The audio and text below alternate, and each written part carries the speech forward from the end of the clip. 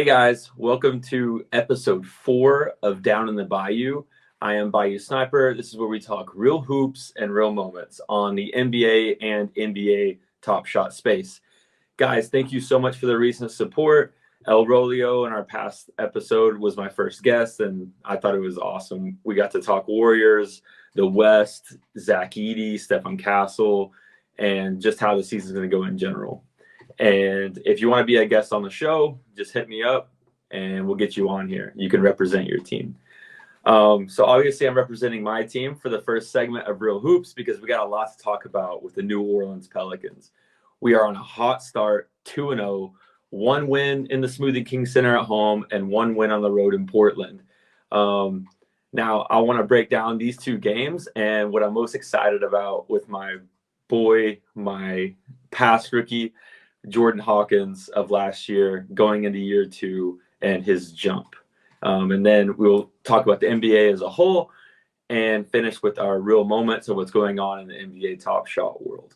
Okay, guys, let's start with game 1, Smoothie King Center, Pelicans versus Chicago Bulls. I was a little nervous about our season opener because no Zion for our season opener. Unfortunately, he was out with a illness, a stomach bug.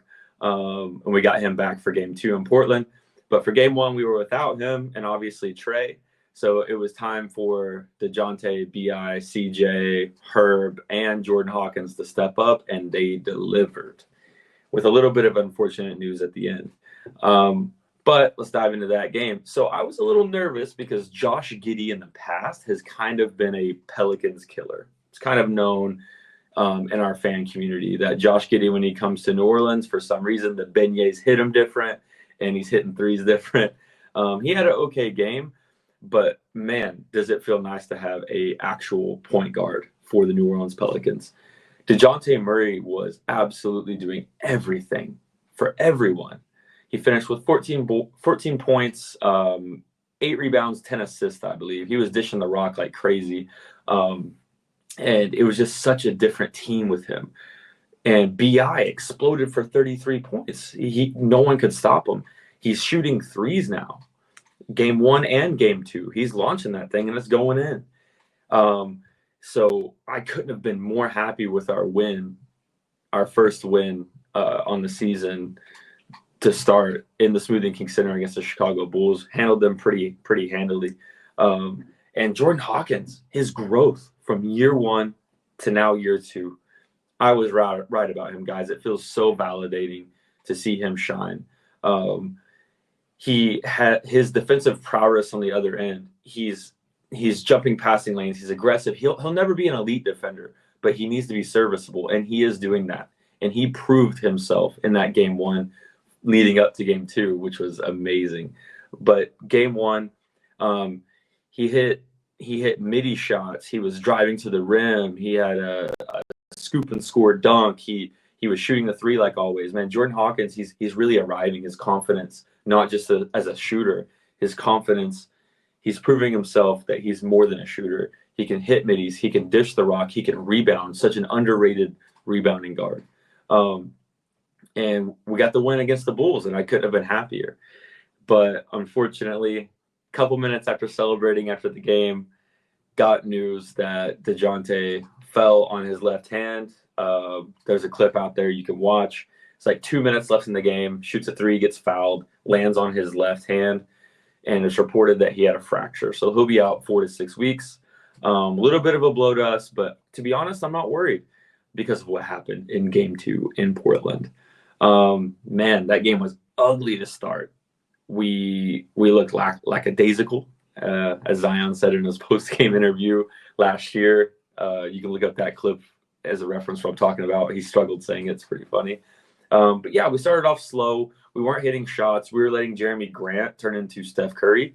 But there was one shining star, and that was Jordan Darrell Hawkins from UConn, year 2 guard in New Orleans. And he lit it up, guys. Team high 24 points. He could not be stopped. He hit 15 points in the clutch, fourth quarter points, 15 of them.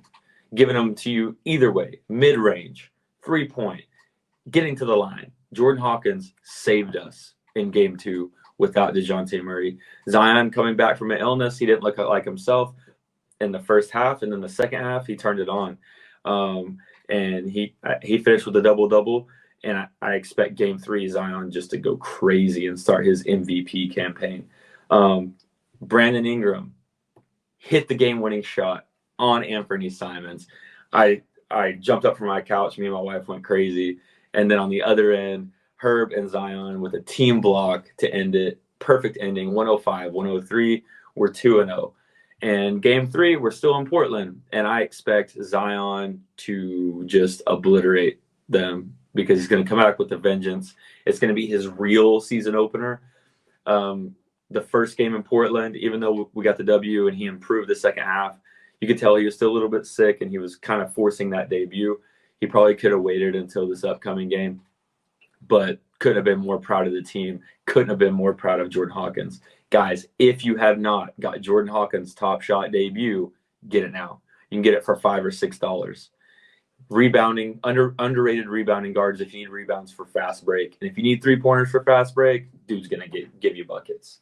Jordan Hawkins TSD, go buy it. Now, in terms of the NBA as a whole, a few teams I'm impressed with. Obviously, the Boston Celtics. There is no question that they are going to run the East again. Jason Tatum looking like MVP form. He's not hesitant on his shots. He knows exactly what he wants to do. The team looks great. They hit a crazy amount of opening 3-pointers in their opening game against New York. And then the second game against the Wizards, they obviously cracked it open. But yeah, Boston looks great. My boy Jaylen Brown, he looks like he never left the Eastern Conference Finals and Finals from last year. He looks like the MVP from that team. He's carrying it on. Jaylen Brown going to have a big year, guys. Big year. Boston's probably going to hold it down until Porzingis comes back in Christmas, and I don't expect anyone to even come close to the Boston Celtics. They impressed me so much in the East. And then in the West, guys, man, my pick was the Denver Nuggets to get back to the finals and the Western Conference Finals. They're looking a little rough, but the team that they did not look rough is the Oklahoma City Thunder, who played the Denver Nuggets in their season opener. Guys, Chet Holmgren, year 2 Chet Holmgren, wow. He's looking like a white Kevin Garnett, as Kendrick Perkins says. On the offensive floor, he's doing everything. He's hitting threes. He's off the dribble. He's slamming it in Jokic's face and Aaron Gordon's face. He's animated. He looks a little bit bigger, like he gained about 10 pounds of muscle on that skinny frame. Shea, cold-blooded, looking like an MVP, back-to-back, top 3 MVP player. And then Aaron Wiggins, surprise Aaron Wiggins. There's a joke in the Thunder community that Aaron Wiggins saved basketball. Well, he's certainly looking like a hero right now in Oklahoma City. Yeah, they look stellar. They look absolutely stellar. Alex Caruso, balling, and then you got Hartenstein going to make his debut soon with the Thunder, about the same timeline that DeJounte Murray comes back in 4 to 6 weeks. Other than that, man, the NBA is back, and there's so much going on. And another team that surprised me, who I didn't think was going to be very good, and has one of my favorite players, and that's Anthony Davis and the Lakers. Anthony Davis is averaging 35 points, 12 rebounds through 2 games, and he has been the Lakers MVP and damn near could be the league MVP this year if people don't get their act together. Guys, the Lakers look good. Surprisingly, they look good. And I think it's credit to, 1 is AD, but 2, credit has to go to JJ Redick. What a coach. What a coach. He has taken this Lakers team that we thought was set in stone. No one's going to change. And he has really created a culture that embraces off-ball movement, that embraces double pin down screens, 4 guards to get in the lane. It embraces passing the ball. And he's a player's coach. LeBron loves him. They had a podcast together, Mind the Game, which is a great podcast. which I wish was still continuing. And AD seems to love him too. And the rookie Dalton Connect, he's connecting on his threes, and he's looking great, looking like a front runner for Rookie of the Year. So yeah, super impressed with the Lakers. AD dominating. He's showing why he should have got Defensive Player of the Year last year, and why he should be in the top 3 big man discussions, or top 1 at that. And I want to talk a little bit about the rookie class, because I'm seeing some good things, guys. There's 3 that come to mind. That is Dalton Connect, Reed Shepherd, and Zach Edey. Now, on my guest episode with El Rolio, I picked Zach Edey to win Rookie of the Year. His first game debut, I saw some great stuff. Even though didn't have a good game at all. He fouled out. He only had 5 and 5. But if you watch that game against the Jazz, he was not backing down against John Collins. He was talking mess to him from quarter 1 to quarter 4, being physical, not scared. Had a putback dunk, had an and one. He's killing on the boards, but unfortunately foul trouble got him. And then game 2 in Houston, he really elevated himself, got him a damn near double-double, 13 points, 9 boards. His footwork is looking way better with each game. He's really opening that lane for Ja. And the Grizzlies look good, in my opinion, even though they dropped game 2 to Houston. The Grizzlies look good. Zach Edey is going to continue to grow. I'm telling you guys, he's going to be a double-double machine this year. He will be a double-double machine, and he'll be top 3 in Rookie of the Year. Reed Shepherd, looking like the white Steph Curry. Steph wasn't great his rookie year either. And you see a lot of similarities with Reed. And Reed, man, he's just so smart. He's decisive with the ball. When his shooting guard mate on the floor, whoever's with him, when they do a ghost screen, he's waiting for that. He knows dribble handoffs. He knows how to space the floor with the ball and without the ball. He's constantly moving. Reed Shepherd really impressed me when I watched them against the Grizzlies. He's just not afraid, and he's super smart. And he has the handle, he has the shot. As long as he can be a serviceable defender, kind of like in the Jordan Hawkins category, sky's the limit for him. And Dalton Connect, obviously, I've already talked about him. Wow, just a great rookie. Just a great rookie. I think this rookie class is going to be super underrated. And people are not high on it because of the upside, but I see upside. I see upside in about five rookies this year that I'm going to grab their TSD. I'm going to grab their debut.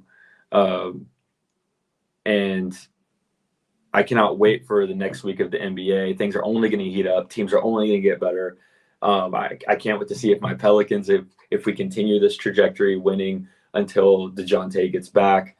And I want to see if the Lakers continue this dominance in the West. And I want to see if the Denver Nuggets in the West, if they can kind of get things together, if Malone can get them and Jokic can kind of light a fire, because Murray's missing, Michael Porter Jr. is missing. Where are these guys on the court? It can't just be Joker. It can't just be him. So obviously, got to see where things land in the West. And in the East, it's pretty easy for me to tell it's Boston. CP3 and Wemby, looking great. Looking great. I called it, guys. That pick and roll is going to be nasty. Sohan looks like he's taking a little bit of a leap, too. So the Spurs, in my opinion, you book that. That's a playoff team. That is a playoff team. If CP3 stays healthy, that's a playoff team. Mavs look good. Clay, great opener. I'm still not high on him, but Luka makes everyone better, it seems. So we'll see. The West is going to be super interesting, guys. The West is going to be a dogfight. It's going to be a dogfight.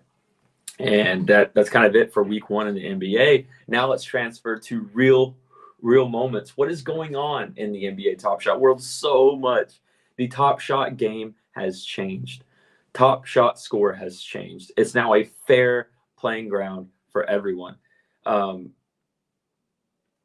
I love this change, guys. And I even think the OGs, the people in Top Shot who have been around since 2020, 2021, they've benefited for so many years. Now it's time for the collectors who are actually buying stuff like myself to actually get rewarded with the top shot score and have it an even playing field. I worked my tail off to get to top 100 on the Pelicans board, and after this top shot score, top 34. So I put myself in great position because of the even playing field and how much I spent with Jordan Hawkins and Zion and the Pelicans team sets all last year. I'm finally getting rewarded, and other collectors are going to get rewarded too. And now the playing field is even. It's not going to be perfect, but guys, Dapper and Top Shot is listening to us. Finally, they are making the playing field even, so when new users come in, they're not at an initial disadvantage like myself was. So Top Shot score, huge dynamic change for leaderboards and everything. Can't wait to see how that pans out. Metallic Silver is back. The Phantom set is back. That's going to be great. Flash challenges tied in with that. It's going to keep people engaged. Fast break, Streamline. We know what to expect with that. It's back. People are buying on the marketplace for fast break. But I want to continue my talk with a run it back. And I know that it's already about to end, but I got to revisit it because, guys, I completed the challenge for Tim Duncan Legacy's Lego. I think this is the best Top Shot historical moment on the platform. And I know I'm going to get a little pushback on that, but this one was beautiful, guys. This Legacy set is so good. I'm not going to finish for Allen Iverson. I just really wanted the Tim Duncan. It's going to be a low mint count because it's a challenge reward. It's a historic stat line. It's a memorable stat line. It's from a player who's an all-time legend and the best power forward of all time at his position. It's a finals moment, MVP moment. He got MVP that year. It's his second title. The audio, it has everything. It has his defensive prowess on the defensive end. He's blocking shots. He's blocking Richard Jefferson, Kenyon Martin. It's got an and one from him, how tough Timmy was. It's got his rebounds. It's got his never give up. It's just Timmy. It's a Timmy moment. If you're a Spurs fan, it's a must have, in my opinion. Got Gilbert Arenas, Jamal Crawford. I just love that little challenge piece set for the Tim Duncan. So a little update on that. I completed that. Can't wait to get that challenge reward. And man, just this Legacy set was just so beautifully done, all the way from the prices, the packs, the moments itself, the thumbnails, the art, and the release time. It's just I love this set. I think it's an underrated set. I think it's better than last year's Run It Back. It's better than the 80s Run It Back. I personally love it. And then rookie debuts are here. Top Shot's doing a little different. They're following the NFL all-day model where you buy the moment before the moment actually starts, comes out, and then once the moment happens, they'll put it in there. The first bucket is the standard, but if something crazy happens, this gives them room to put in that for the rookie debut. And I like this move. I like it because I got to stack Zach Edey early for a little bit cheaper than probably what he's going to be in January. And if there's one thing I learned from rookies in Top Shot from last year, guys, if you have a rookie that you believe in early, even if he's struggling early, stack it. Stack it right now. Stack it before Christmas. Because if you take a chance on him and he actually grows, which a lot of rookies will grow into themselves by Christmas and after the new year, you already have your stack. You don't have to worry about it for freshman gem time because freshman gems is back. Thank God. Rookie Revelations is going to be minted to 75 later on in the year. You set yourself up if you buy early and you stack early and you go for your guy. Jordan Hawkins, perfect example. I stacked right when his debut came out. I went hardcore on him, went ham on him. Freshman gems, no problem for me. Rookie Revelation, no problem for me because I stacked him early. Guys, if you believe in a rookie, stack him now, buy him now. My guy, Zach Edey. Your guy may be Stephon Castle, Dalton Connect. He may go for Bronny. I don't know. But if you're going to stack for a rookie, you need to do it now. Don't wait until Christmas to do it, guys. Don't wait until the moment's already out. Top Shot's giving you a bone here. They're letting you stack early if you believe in someone. Okay. So I can't wait for the Top Shot year. I can't wait for the NBA season. It's already starting off with fireworks. And there is one question I want to end with on this episode. Ask to the audience, who do you think is going to be the rookie of the year? Who is going to be the 2024 or 2025 NBA Rookie of the Year? Is it going to be Dalton Connect, Zach Edey, Reed Shepard, Stephon Castle, the number one pick, Zachary Richer? Not French, can't pronounce his name. Sorry, I'll call you R Money. Who's it going to be? Who's it going to be? I want to hear down in the comments, who do you think is going to be the Rookie of the Year? Because this draft class is underrated. There's going to be some great moments here.